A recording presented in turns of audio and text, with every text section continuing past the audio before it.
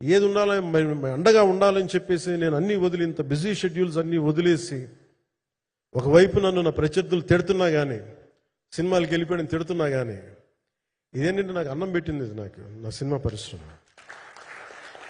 అంటే ఇక్కడున్న మిత్రులందరూ కూడా చాలామందికి నేను ఇండివిజువల్ ఇంటర్వ్యూస్ ఇచ్చాను. నేను చాలాసార్లు నాగేంద్ర కానీ, మీరు కానీ, చాలామందికి, వీళ్ళందరూ చాలామందికి నేను వ్యక్తిగతంగా తెలుసు.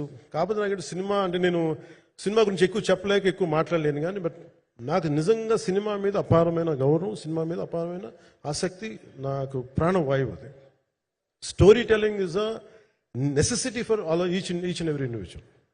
సో సినిమా అది మనకు కల్పిస్తుంది, సినిమా మనకి అలాంటి. కానీ ఈ సినిమా ప్రత్యేకించి చాలా ఛాలెంజింగ్ సర్కమ్స్టాన్సెస్లో, చాలా ఒడిదుడుకుల్లో, యాడ్వర్స్ కండిషన్స్లో కూడా మనస్ఫూర్తిగా దీన్ని ముందుకు తీసుకెళ్ళి, ఆర్థిక ఇబ్బందులు ఎన్ని వచ్చినా కానీ, అంటే నాకు పొలిటికల్గా పేరుండొచ్చు, దేశవ్యాప్తంగా నేను తెలిసి ఉండొచ్చేమో, కానీ సినిమా పరంగా వచ్చేటప్పుడు నేను చాలా హీరోస్తో కంపేర్ చేస్తే మరి వాళ్ళందరికంటే చాలా తక్కువ నేను.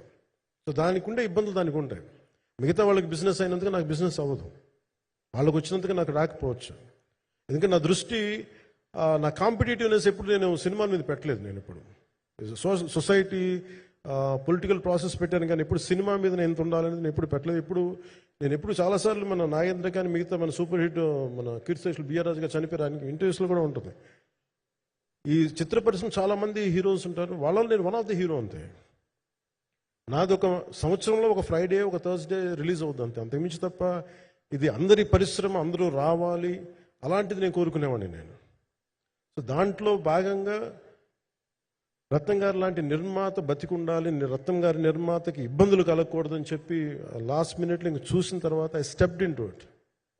నేను భుజాల మీదకి తీసుకున్నాను ఇది. క్లైమాక్స్ని ఎలా భుజాల మీదకి అంటే, ఎందుకంటే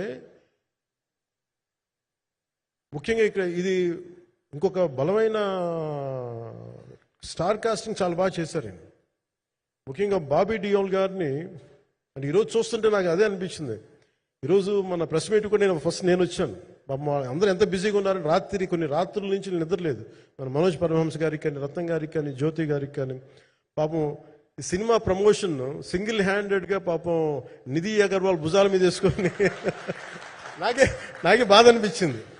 పాపం ఒక అమ్మాయి తన కెరీర్ తను చూసుకోవాల్సిన అమ్మాయి కూర్చోబెట్టి నాకే సిగ్గు అనిపించింది. I had to truly appreciate you.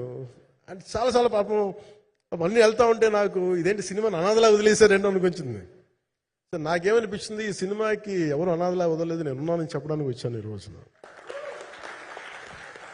ఎందుకంటే నేను కోట్లాది మంది ప్రజలకి అండగా ఉండేవాడిని, దేశంలో ఉండే సమస్యలకి స్పందించేవాడిని. అలాంటిది తెలుగు సినిమాకి